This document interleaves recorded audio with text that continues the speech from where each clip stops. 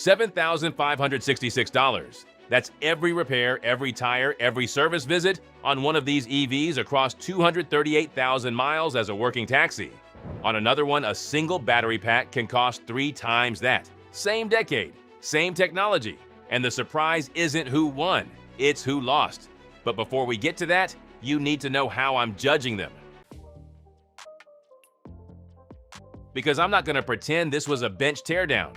Nobody has 3 EVs on a bench at exactly 150,000 miles with the packs opened up. That video doesn't exist. What does exist is better. Thousands of cars, not 3. Battery health readings pulled straight off the management system. Recall records, real repair invoices from cars that have already done the miles. So here's the one question. What's actually left at 150,000 miles? Battery degradation, drivetrain reliability, what it costs to keep running. Range when new is a brochure number. I care about the number that's still there after 6 years of somebody's commute. And the result surprised me. The badge you'd assume wins on engineering isn't the one that wins on longevity. We start with the one that hurts. This is the nicest car here by a distance, and it still comes last. Third place, BMW. Here's the number that decides it.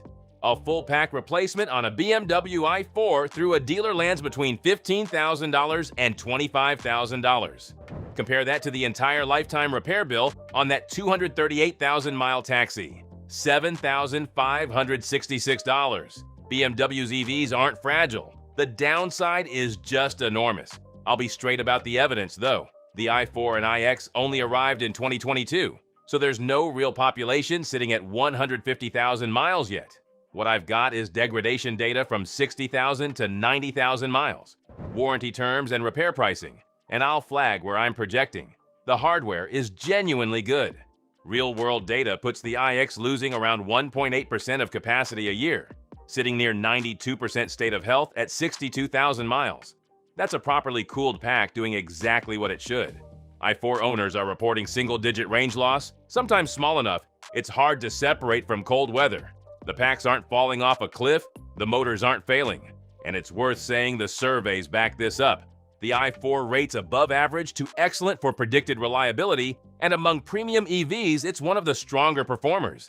This isn't a badly built car. The layer on top is where BMW loses. This is the #1 issue I see raised on these cars, and it's almost never the drivetrain. It's iDrive glitches, it's charging failures on DC networks, it's coolant leaks that throw a drivetrain warning and put the car straight on a flatbed. Everyone has a fix. Everyone is also a dealer visit at premium labor rates. On a car, very few independents will touch. That's the pattern. Complexity isn't fragility. Complexity is cost. Now, real credit, because BMW wins something almost nobody talks about. These packs were designed to be opened. The i4 uses 4 modular blocks, the iX 6. So when something fails inside, a competent shop can potentially replace one module instead of the whole battery. Around $10,500 before labor. Tesla has historically been far more all or nothing, and 10 years from now, that might look like the smartest call anyone here made. It also wins the thing you feel daily. Ride quality, noise, and interior that still looks right at 100,000 miles. Just budget for it. Mainstream EVs run $500 to $700 a year in upkeep. Luxury EVs commonly run 2 to 3 times that before anything goes wrong. And if you want the full breakdown of what to check before buying any used EV, battery health, recall completion, how much warranty actually transfers, I've put together a complete guide that walks through the whole process. Links in the description. So BMW is third on cost, not on engineering, and cost is exactly where the next one turns the tables. Second place, Hyundai.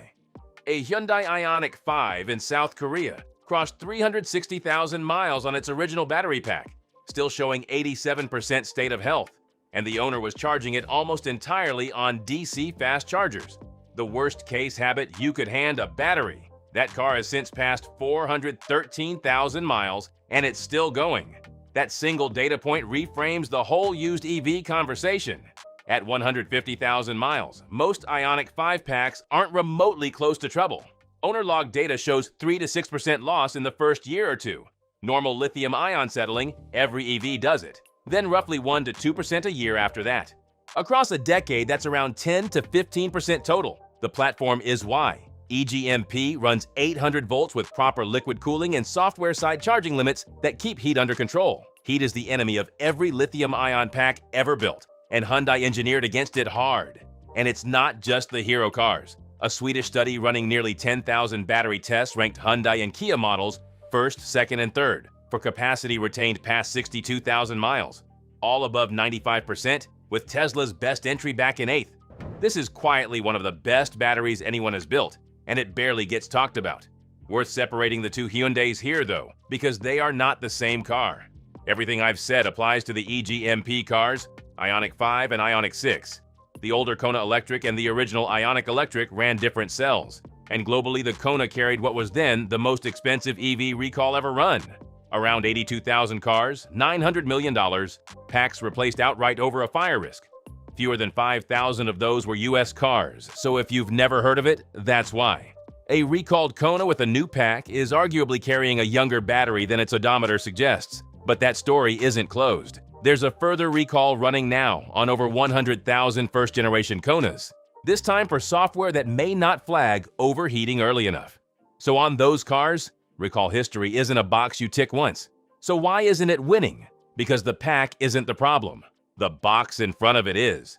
The part nobody checks on the 2022 to 2024 Ioniq 5 and EV6 and the Genesis Electrics either side of that, there's a component called the ICCU, the Integrated Charging Control Unit. Among other jobs, it takes power from the big high-voltage pack and keeps your ordinary 12-volt battery topped up. That 12-volt runs your locks, your screens, your lights, and critically, the contactor that connects the main pack to the motor. The ICCU is vulnerable to transient high voltage and thermal stress, which can damage internal transistors and blow a main fuse inside the unit. Once that happens, the 12-volt stops being charged. It drains. Then it keeps draining. And when it's flat, the car doesn't limp, it stops. Owners describe an audible pop, then warning lights, then a tow truck. Some have had it happen at highway speed. Hyundai, Kia, and Genesis have recalled over 145,000 vehicles in the US for it. Ioniq 5, Ioniq 6, EV6, and the Genesis Electrics. And the repair itself is its own problem. ICCU parts have been on back order for weeks at a stretch. Owners report cars sitting at dealers for a month waiting on a unit. In fairness, Motional's ride-hailing fleet reports no ICCU issues at all across high-mileage Ioniq 5s, so this isn't universal. But when it hits, it doesn't hit gently. And here's the part that stings. That 360,000-mile hero car? Its ICCU failed too. The battery outlived the electronics that feed it. You can absolutely manage this though. Check the VIN against completed recall work. Not open recalls, completed ones. A revised part and updated software are the fix. Watch your 12-volt behavior, because repeated dead 12 volts on a modern EV isn't a coincidence, it's a symptom. And if you ever hear that pop and get a charging error, stop driving it. That's the one thing the owner community is unanimous about. One more trap, because a lot of buyers walk into it. Hyundai advertises 10 years, 100,000 miles on the EV battery, and it's genuinely one of the best warranties in the business. But that headline is written for the original owner. Sell the car on, and the powertrain side drops back toward 5 years, 60,000 miles. Counted from the original in-service date, not from when you bought it. Terms vary by market and model year, so check the specific car in writing. I've seen people pay a premium for warranty they didn't actually have. So, second, and closer to first than most people would guess.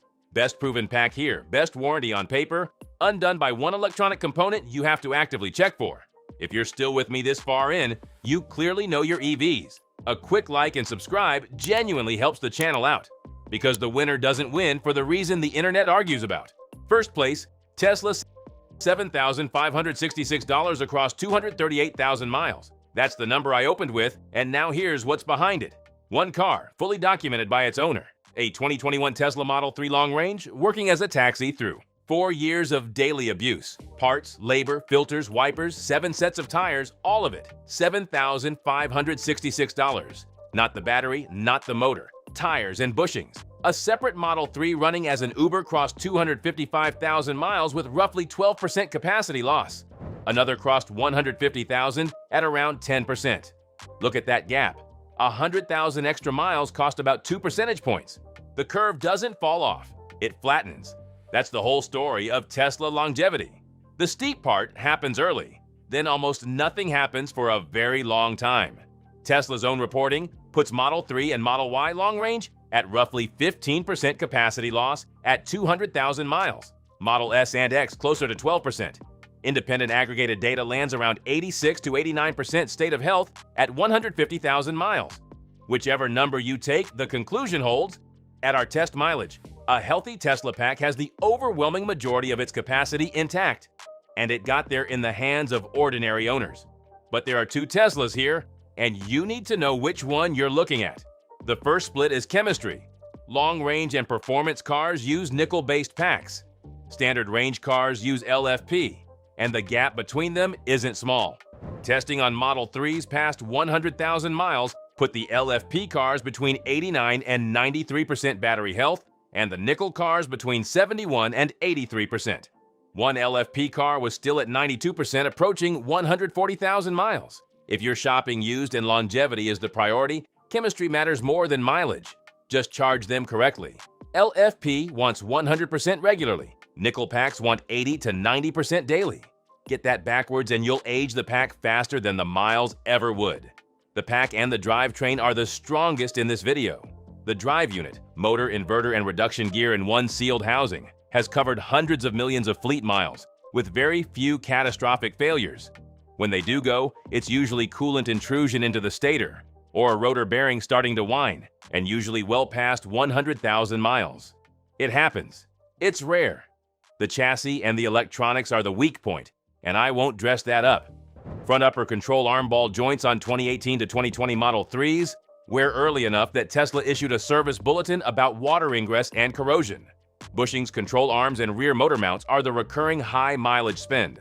One owner was quoted over $3,000 for rear suspension work just outside warranty, then flagged again at the next inspection. And on 2018 to 2021 cars specifically, the panel gap and trim complaints were real. Consumer Reports ranked those years poorly for a reason. Out of warranty, Tesla is also not the cheap option people assume. Owners routinely report four-figure quotes for things that were a 2-minute fix while covered. Cheap to run is not the same as cheap to repair. One thing worth knowing before you buy used, though, Tesla's battery warranty runs 8 years, with the mileage cap depending on the model. 100,000 miles on rear-wheel drive cars, 120,000 on long range, 150,000 on Model S and X. All of them guarantee 70% capacity, and all of them transfer to you fully as a second owner. After what we just covered with Hyundai, that matters. And budget properly for tires because they're the real running cost. Tesla's own service people put a base Model Y at around a set every 30,000 miles, and a performance at roughly half that. On that taxi, 7 sets across 238,000 miles. But look at the other side of the ledger. That car used $10,951 of electricity across its entire life, about 4 cents a mile. An equivalent gas sedan would have burned closer to $29,000 in fuel over the same distance. So Tesla takes it on the one question we asked. Best documented battery longevity. Simplest, most proven drivetrain. The cheapest per mile record from cars that have genuinely done the miles. You'll spend on suspension and you'll spend on tires, and both are a fraction of a pack or a control module, which settles 150,000 miles. The obvious next question is, what another 50,000 does to all three. What happens at 200,000 miles? Quick flag. This next part is projection, not measurement. Tesla stays ahead, and we're barely projecting at all. Their own reporting already puts Model 3 and Y at around 15% loss at 200,000 miles, and those rideshare cars are past it. Hyundai's pack almost certainly gets there too. That Korean car was at 87% health at 360,000 miles. The question isn't the battery. It's whether the ICCU is still alive when it arrives. BMW is the real unknown. Nobody has the cars at that mileage yet, so anyone giving you a confident number is guessing. Ask me again in 3 years, and I'll have answers instead of curves. There's a weak point, though, that hits all three of them equally, and almost nobody inspects it. It strands more EVs than every battery failure in this video combined, and it costs about $200. The 12-volt battery, same ordinary lead-acid unit that's been in cars for a century, sitting in an EV that costs 50 grand. It runs your locks, your screens, your lights, and the contactor that connects the high voltage pack to the motor. When it dies, none of that works. And a dead 12 volt on an EV doesn't leave you cranking a starter. It leaves you standing next to a car that won't wake up. That's what makes the ICCU failure so severe on the Hyundai. It isn't just a broken part, it's a broken part that stops the 12 volt being charged. But every EV here can strand you the same way, from the ordinary end of life at 4 or 5 years. So repeated dead 12 volts isn't bad luck. It's a warning, and it's worth chasing down early. Which brings me to the one thing I'd do today if you already own one of these. Check your own car. Stop guessing at your battery and go read it. On a Tesla, run the built-in battery health test through the service menu. On a Hyundai or a BMW, a cheap OBD2 dongle and a phone app pull state of health straight off the management system. The real number, not the dashboard's estimate. Then run the VIN for 2 things. Completed recall work, which is the whole ICCU question on a Hyundai, and the original in-service date, because that's what decides how much warranty you actually inherited, not the date you bought it. 30 seconds. It's the difference between owning a used EV and gambling on one. So where does that leave the 3 of them? The verdict: 3 EVs. One question: what's actually left at 150,000 miles? And each one wins something real. BMW wins the car, the nicest thing here to sit in, own, and look at, with the smartest repairability decision of the 3. Hyundai wins the battery, the most abused, best proven pack in this video, and the strongest warranty on paper. Tesla wins the question we asked, and it wins it on evidence rather than reputation. That's the lesson. The premium badge didn't lose because BMW can't engineer. It lost because more systems means more to fail, and more to fail costs more to fix. The winner here is the one with the fewest things standing between the battery and the wheels. Simple architecture is what survives. That's as true of electric cars as it's ever been of anything else with wheels. And if you're shopping used, that's exactly where the money is won or lost. My complete used EV buying guide walks you through the battery health checks, the recall lookups, the warranty traps, everything we've touched on today, step by step. Links in the description. If this was useful, a like and subscribe genuinely helps. I break down EVs like this every week. No brand loyalty, just what the data actually says. Because whichever one of these 3 is sitting on your driveway, now you know which story is yours.